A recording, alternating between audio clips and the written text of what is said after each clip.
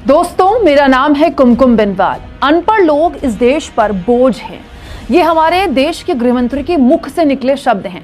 माननीय गृहमंत्री अमित शाह जी कहते हैं कि देश पर अनपढ़ लोग इतना बड़ा बोझ हैं कि वो कभी भी अच्छे नागरिक बन ही नहीं सकते।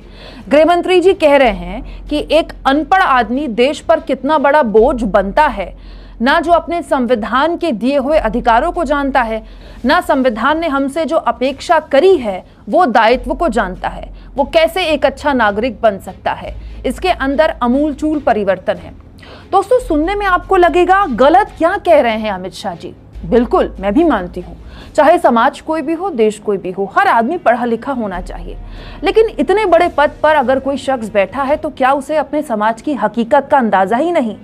कोरोना काल में जब आपके हमारे बच्चे ऑनलाइन क्लासेस ले रहे थे, इस देश का 37% यानी कि 37% गरीब के बच्चे गांव में और 19% यानी कि 19% शहर में पूरी तरह से स्कूल से दूर हो गए। जानते हैं क्यों?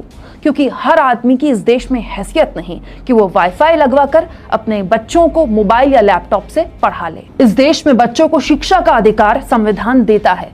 तो सरकार ने क्या किया इन बच्चों की पढ़ाई के लिए कि इनकी पढ़ाई बीच में ना छूटे? चाहे कोरोना काल हो या कोई भी काल हो, हमारे बच्चे स्कूल जाते रहे, ड्रॉप आउट ना हो पाए।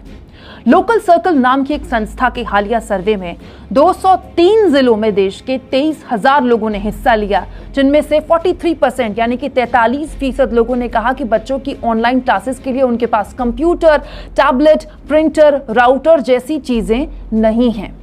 देश के गृह मंत्री क्या ये नहीं जानते कि खुद मोदी सरकार ने कुछ महीने पहले सुप्रीम कोर्ट में लिख कर दिया है कि कोरोना ने देश के 9,346 बच्चों को अनाथ कर दिया, जबकि भास्कर की पड़ताल कहती है कि ये नंबर तो अकेले देश के 5 राज्यों में है, जिनमें से 2 राज्य मोदी जी के डबल इंजन वाली सरकार में है।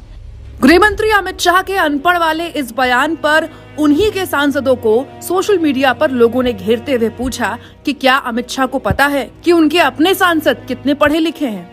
गृहमंत्री जी, जरा ये बताइए, जिन बच्चों ने अपने माँ बाप ही खो दिए वो स्कूल जाएंगे या अपना पेट भरेंगे? इन बच्चों को आप बड़ा होकर अनपढ़ कह सकते हैं, लेकिन वो पढ़ नहीं पाए। इसकी वजह उनकी गरीबी और लाचारी के साथ साथ सरकार की शिक्षा को लेकर दकियानुसी सोच है। गृहमंत्री जी, अनपढ़ लोगों को देश में बोझ मानते हैं ना आप, तो उनकी सरकार यानी कि आपकी सरकार क्यों देश की कुल जीडीपी का केवल 3.1% हिस्सा ही शिक्षा पर खर्च करती है? बढ़ा दे, कम से कम 6% शिक्षा पे तो खर्च होना चाहिए 125 करोड़ के इस देश में। दोस्तों, दिल्ली या केरल जैसे कुछ राज्य छोड़कर कौन से राज्य हैं जहां सरकारी स्कूलों की क्वालिटी पर वाकई खर्च किया गया, ईमानदारी से इस पर ध्यान दिया गया कि सरकारी स्कूल बढ़िया तरीके से चलें, स्कूल में बच्चे बढ़िया तरीके से पढ़ाई करें? खर्च छोड़िए, संस्थागत तरीके से दशकों से इस देश में सरकारी स्कूलों को खत्म कर दिया गया और प्राइवेट स्कूलों की मनमानी पर आज तक कोई भी सरकार लगाम नहीं लगा पाई। दोस्तों, कोरोना की वजह से इस देश की एक पूरी पीढ़ी अनपढ़ होने जा रही है, स्कूल से दूर हो चुकी है। सरकार बताए कि इन बच्चों को दोबारा स्कूल भेजने और उनके भविष्य के लिए उसके दावों के अलावा धरातल में उसने किया क्या? और अगर सरकार के पास कोई जवाब नहीं, तब तक वो गरीब का यूं मजाक न बनाए और इस तरह के इनसेंसिटिव यानी कि संवेदनहीन बयान देने से बचें।